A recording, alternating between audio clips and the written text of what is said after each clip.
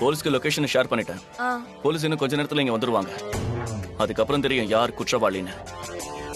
இதுக்கு மேல உண்மையை சொல்லாம மறைச்சா கண்டிப்பா போலீஸ் பூமிகா அம்மாவோட சேர்த்து நம்மளையும் அரெஸ்ட் பண்ணி கொண்டு போயிடும். பேசாம எல்லார்கிட்டயும் உண்மையை சொல்லி கால்ல விழுந்து மன்னிப்பு கேட்டா மன்னிச்சாவது விட்டுடுவாங்க. அண்ணா, போலீஸ் வர இன்னும் எவ்வளவு நேரம் ஆகுண்ணா? என்ன ஒரு 10-15 நிமிஷம் ஆகும்.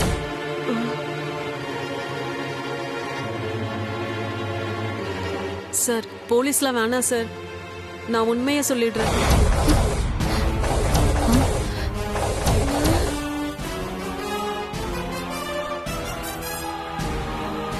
சொல்லுங்க. ஸ்வேதா யாருன்னு எனக்கு தெரியாது சார்.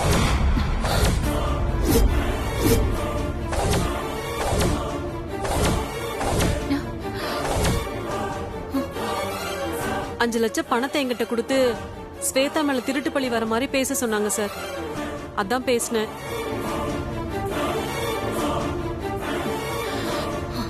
அப்ப இவ்வளவு நேரம் நீங்க சொன்னதுல பொய்யா? யாரு ஒண்ணு அப்படி சொல்ல சொன்னது?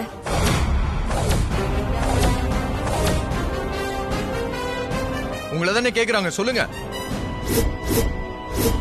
போச்சு, 3 பேரையும் கொத்தா மாட்டி விட போறா. இன்னைக்கு கூண்டோட கைலாசம் தான். சொல்லுங்கம்மா, யார் உங்களை ஸ்வேதா மேல இப்படி பழி போட சொன்னாங்க?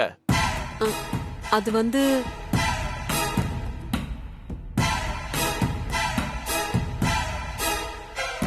பூமிகா, இங்க நடந்த விஷயத்துக்கும் உனக்கும் எந்த சம்மந்தமும் இல்ல. மா, எல்லாத்தையும் நான் பேசிக்கிறேன், நீ பேசாம இரு. ஏமா? எந்த சூழ்நிலையிலையும் யாரு முன்னாடியும் நீ தலை குனிச்சு நிக்க கூடாது. வந்துனா யாருன்னு சொல்லுங்க.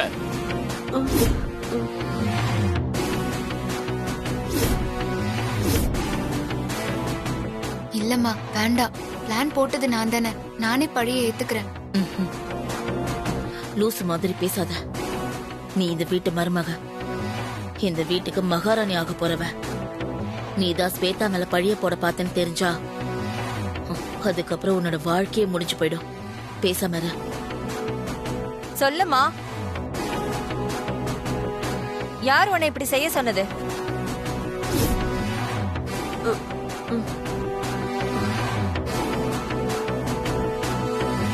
அம்மா, நீ பழிய ஏத்துக்கிட்டா எல்லாரும் உன்னை கேவலமா பாப்பாங்க, அசிங்கப்படுத்துவாங்க. அதை என்னால பார்க்க முடியாதுமா. நானே பழிய ஏத்துக்கிறேம்மா. ஏ, நீ பழிய ஏத்துக்கிட்டாலும் அதான் நடக்கும். என் பொண்ணு யாருக்கிட்டயும் அசிங்கப்படக்கூடாது. இப்ப நீங்க உண்மையை சொல்லலனா ஜெயிலுக்கு போக வேண்டி வரும். சொல்றேன் சார்.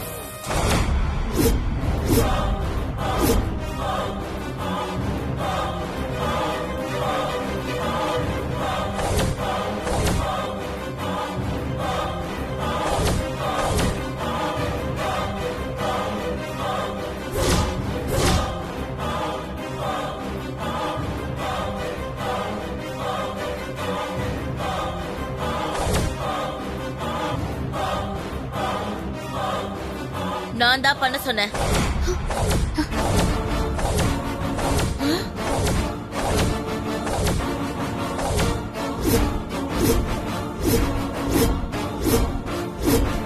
நல்ல வேளை நம்ம தப்பிச்சோம். இதுக்கு மேல இங்க இருக்க கூடாது, ஓடிட வேண்டியதுதான். அவங்கள எப்படிங்க, இவங்களை கேளுங்க என்னன்னு. நினைச்சேன் இது உங்க வேலையாதான் இருக்கும்னு. இந்த மாதிரி புத்தி எல்லாம் உங்கள மாதிரி ஆளுங்களுக்கு தான் வரும். இந்த வீட்லயே தங்கி சாப்பிட்டு இந்த வீட்லயே பணத்தை திருட உங்களுக்கு எல்லாம் எப்படி மனசு வருதோ தெரியல. மனசுன்னு ஒண்ணு இருந்தாதானே அதெல்லாம். சீ, உங்க குடும்பத்துல ஒருத்தவங்க தப்பானவங்களா இருக்கலாம், இப்படி மொத்த குடும்பமும் தப்பானவங்களா இருக்கீங்களே. ராகினி, ஸ்வேதா மேல திருட்டு பழி போட நினைச்சு சாவியை திருடி பணத்தை எடுத்தது நான் தான்.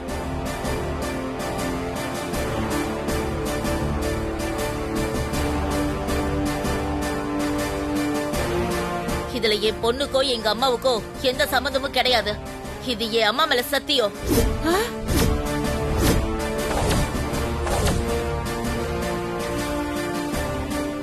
அவங்கள பத்தி யாரும் தப்பா பேசாதீங்க. இனி பேசுறதுக்கு என்ன இருக்கு மா? இவங்களை இதோட விடக்கூடாதுமா. போலீஸ் வரட்டும், அரெஸ்ட் பண்ணி கூட்டிட்டு போகட்டும். அது ஸ்வேதா மேல பழி போற அளவுக்கு உங்களுக்கு என்ன அவ மேல இவ்ளோ கோவம்? இவ நீங்க வளர்த்த பொண்ணு தானே? இவ மேல உங்களுக்கு துளி கூட பாசம் இல்லையா? புகுந்த வீட்டுக்கு வந்த பொண்ண திருட்டு பழி போட்டு கலங்கப்படுத்த பாத்திருக்கீங்களே. ஸ்வேதாக்கு நடந்தது உங்க பொண்ணுக்கு நடந்திருந்தா அத உங்களால தாங்கிக்க முடியுமா? தாங்கிக்க முடியாம தான் நான் இப்படி பண்ணேன்.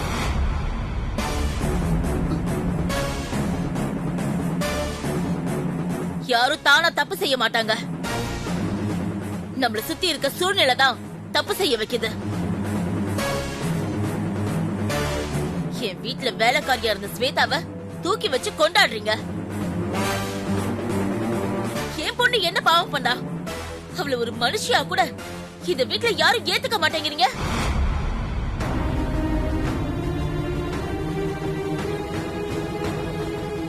ஒரு கல்யாணான பொண்ணு ராத்திரி யார் கூட தூங்கணும்? புருஷன் கூட தானே. ஆனா ஏன் பொண்ணு ஏன் கூட தூங்குறா?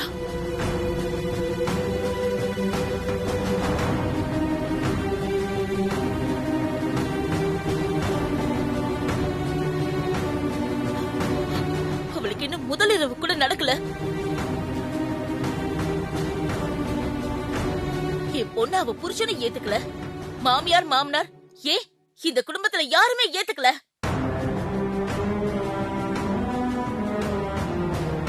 பிரீத்தி கூட என் பொண்ண அண்ணின்னு கூப்பிடாம பேர் சொல்லி கூப்பிடுறா.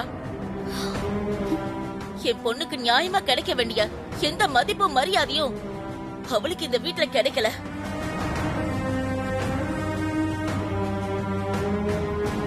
ஒவ்வொன்னையும் கேட்டு கெஞ்சி சண்டை போட்டு வாங்க வேண்டியதா இருக்கு.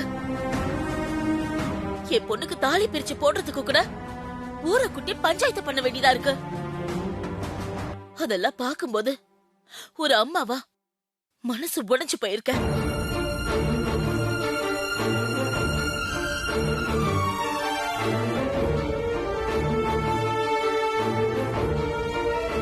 என் பொண்ணு இவ்வளவு சித்திரவதை அனுபவிக்கிறதுக்கு காரணம் இந்த ஸ்வேதா.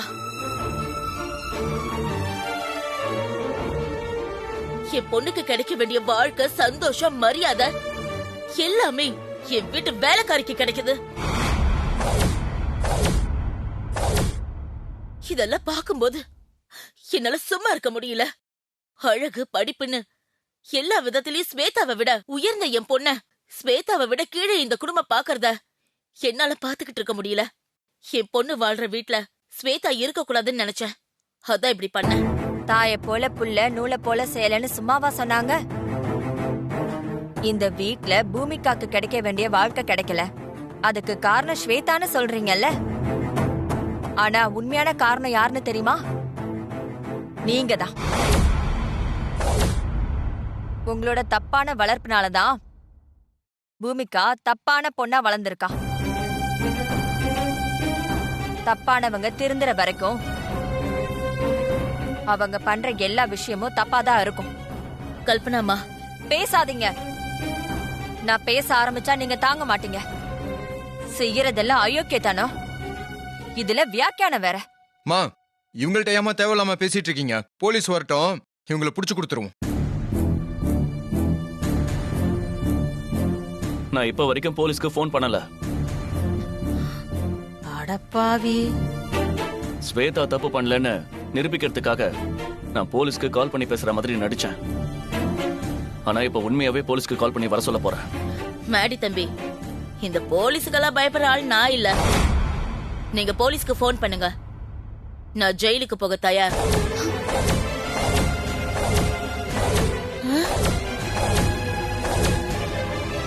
ஆனா திரும்பவும் சொல்றேன், இதுல என் பொண்ணு பூமிகாவுக்கும் எங்க அம்மாவுக்கும் எந்த சம்பந்தமும் இல்ல. என் மேல இருக்கிற கோவத்தை நீங்க அவங்க மேல காட்டணும்னு நினைச்சீங்க, என்ன வேற மாதிரி பாப்பீங்க. என்ன வேற மாதிரி பாப்பீங்க? என்ன பேசுறீங்க நீங்க? கௌதம், மா, என்னமா பேசிட்டே இருக்காங்க? பேசாம இரு. மேடி, போலீஸ் எல்லாம் வேண்டாம். ஸ்வேதா மேல திருட்டு பட்டம் கட்டினவங்க இதுக்கு மேல என்ன வேணாலும் செய்வாங்க. அதனால தப்பு பண்ணவங்க இனிமே இந்த வீட்ல இருக்க வேண்டாம். இதுதான் என்னோட முடிவு. சரியா சொன்னீங்க அத்தை. கண்மணி அம்மா இந்த வீட்டை விட்டு போறதுதான் சரி. என் அம்மாவையா இந்த வீட்டை விட்டு அனுப்பணும்னு சொல்றீங்க? உங்க எல்லாரையும் ஒரு நாள் இந்த வீட்டை விட்டு நான் விரட்டுவேன். போங்க இந்த வீட்டை விட்டு. போங்க. போங்கன்னு சொல்றாங்களே, போங்க வெளியே வெளியே. கிளம்புங்க முதல்ல. போங்க.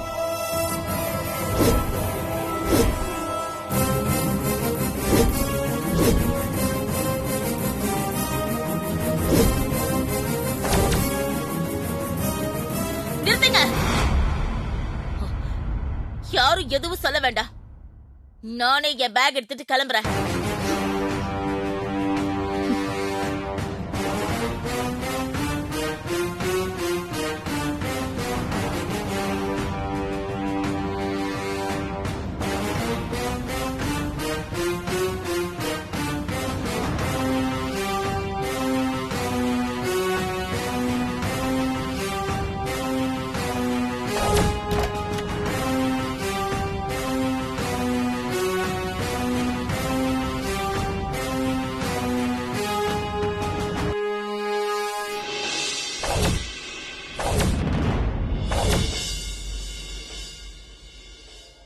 வெண்ணைய திருட பார்த்தவனுக்கு விரலே போன கதையா?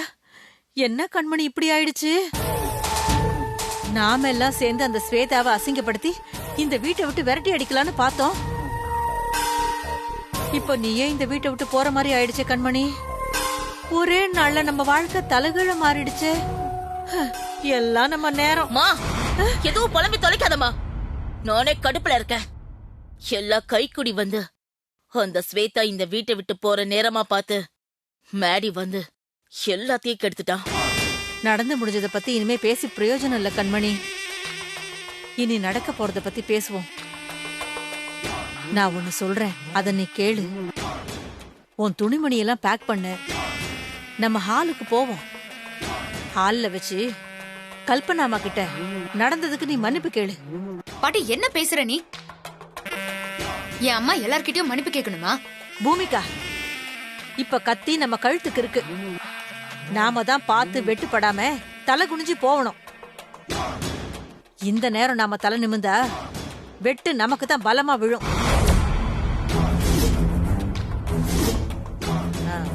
நான் என்ன கண்மணிய போய் ஸ்வேதா கிட்டியா மன்னிப்பு கேட்க சொல்றேன்? கல்பனாமா கிட்ட தானே மன்னிப்பு கேட்க சொல்றேன். கண்மணி, இந்த நேரத்துல நம்ம மான அவமானம் எல்லாம் பார்க்க கூடாது. தப்பு நம்ம பேர்ல இருக்கு. இப்போ வீரியம் பெருசு இல்ல, காரியம் தான் பெருசு. இங்க பாரு, நான் சொல்றத கேளு. கல்பனாமா கிட்ட போய், சம்மந்தி ஏதோ என் பொண்ணு மேல இருந்த பாசத்துல இப்படி அவசரப்பட்டு தப்பு பண்ணிட்டேன்னு சொல்லு. இந்த ஒரு தடவை மன்னிச்சிருங்கன்னு அவங்க மனசு இறங்குற மாதிரி ஏதாவது 4 வார்த்தை பேசு. லேசா கண்ண கசக்கு. முதல்ல கல்பனாமா முடியாதுன்னு தான் சொல்லுவாங்க. நீ பேச பேச அவங்க மனசு இறங்கி வந்து கண்டிப்பா உன்னை இந்த வீட்ல இருக்க ஒத்துக்குவாங்க. இத விட்டா இப்ப நமக்கு வேற வழி இல்ல கண்மணி.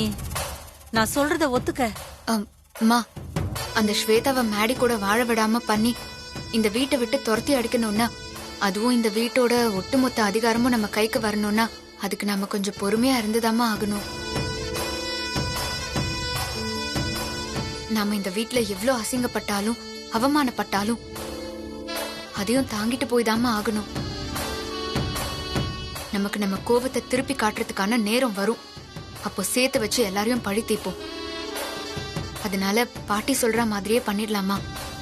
நீ கல்பனா ஆண்டி கிட்ட போய் பேசு. சரி, என் பொண்ணுக்காக கடைசியா ஒரு தடவை கல்பனாமா கிட்ட பேசி பாக்குறேன். சூப்பர் கண்மணி. சரி, நீ வா, துணிமணி எல்லாத்தையும் பேக் பண்ணி எடுத்து வைக்கிறேன். அப்பதான் அவங்க நம்புவாங்க. போலாம். ஹே ஸ்வேதா, கல்பனா ஆண்டி வாயாலே எங்க அம்மாவை வீட்டை விட்டு போன்னு சொல்ல வச்சுட்டல, உனக்கு இருக்குடி.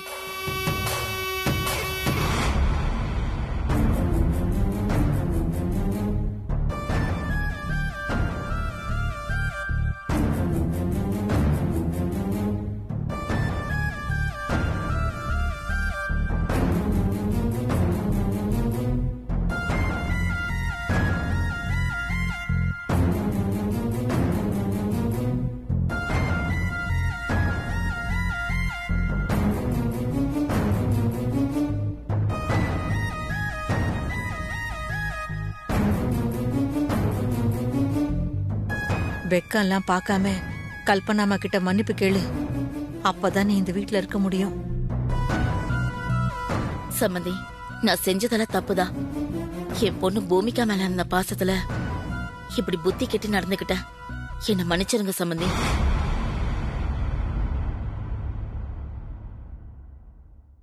பூமிகா என் செல்ல பொண்ணு. நான் பூமிகாவை விட்டு சின்ன வயசுல இருந்து பிரிஞ்சு இருந்ததில்ல சம்மந்தி.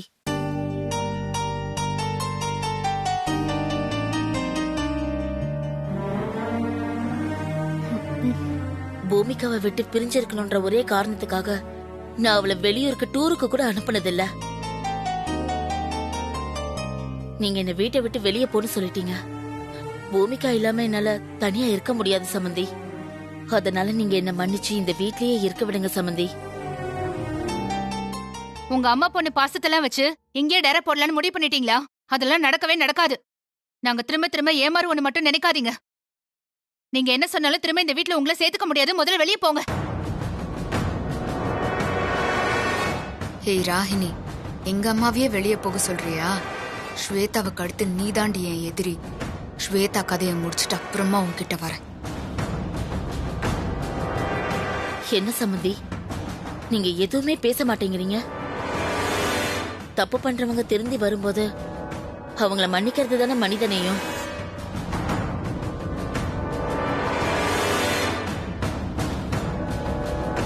என்ன இந்த ஒரு தடவை மட்டும் மன்னிச்சிருங்க.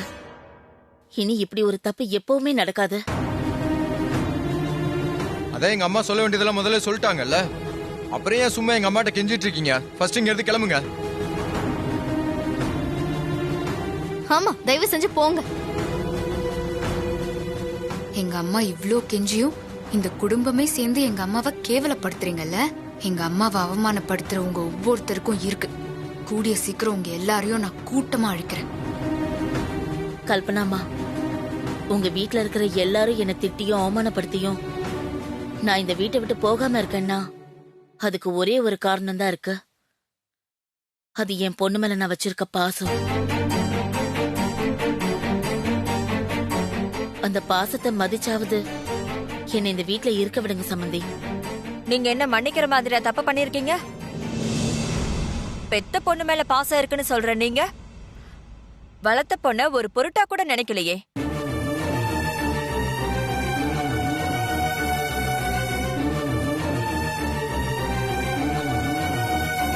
நம்ம வீட்ல ஒரு செல்ல பிராணிய வளர்த்தா கூட அந்த பிராணி மேல பாசத்தையும் அன்பையும் காட்டுறோம். அதுக்கு ஒரு ஆபத்துனா நம்ம துடிச்சு போயிடுறோம். ஆனா கொஞ்சம் கூட இரக்கமே இல்லாம ஸ்வேதா மேல திருட்டு பழிய சுமத்தி இந்நேரம் அவளை வீட்டை விட்டு வெளியில துரத்துறதுக்கு பிளான் பண்ணிருக்கீங்க. அப்போ நீங்க ஸ்வேதாவை ஒரு பிராணி அளவுக்கு கூட மதிக்கல.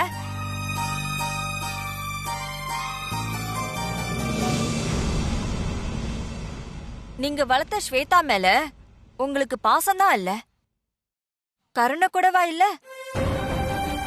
அம்மா இல்லாம அனாதையா வளர்ந்தவ ஸ்வேதா. 20 வருஷமா உண்மையான உறவு எதுவுமே இல்லாம வளர்ந்தவளுக்கு இப்பதான் புதுசா குடும்பம் எல்லாம் கிடைச்சிருக்க. அந்த வாழ்க்கைய போய் அவகிட்ட இருந்து பறிக்க பாத்திருக்கீங்க. அடுத்தவங்களோட வாழ்க்கைய கெடுக்க நினைக்கிறவங்களுக்கு என்னைக்குமே கெடுதல் மட்டும்தான் நடக்கும். அதுக்கு நீங்க எல்லாரும் தான் உதாரணம்.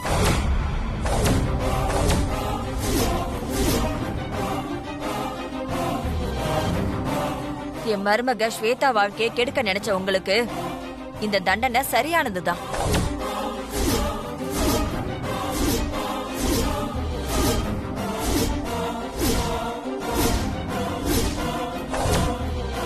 நீங்க உங்க பொண்ண பிரிஞ்சிருந்தாதான் நாம விரும்புறவங்கள பிரிஞ்சிருக்கிற வலி என்னன்னு உங்களுக்கும் புரியும்.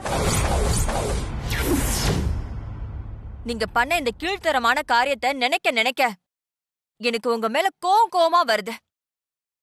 உப்ப தின்னவன் தண்ணிய குடிச்சுதான் ஆகணும். நீங்க என்ன மனசாட்சி இல்லாதவன்னு நினைச்சா கூட பரவாயில்ல. தயவு செஞ்சு இந்த வீட்டை விட்டு வெளியில போங்க.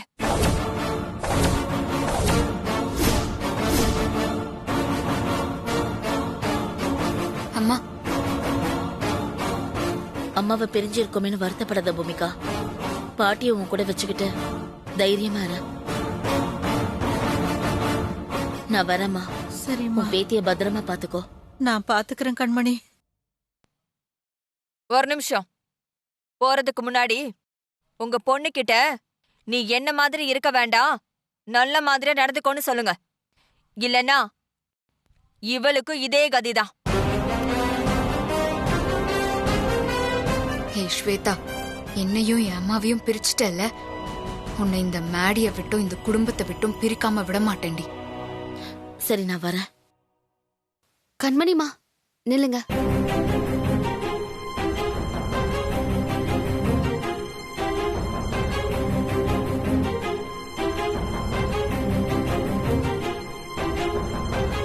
அத்தை, இந்த ஒரு தடவை மட்டும் கண்மணி அம்மாவை மன்னிச்சு விட்டுடக்கூடாதா?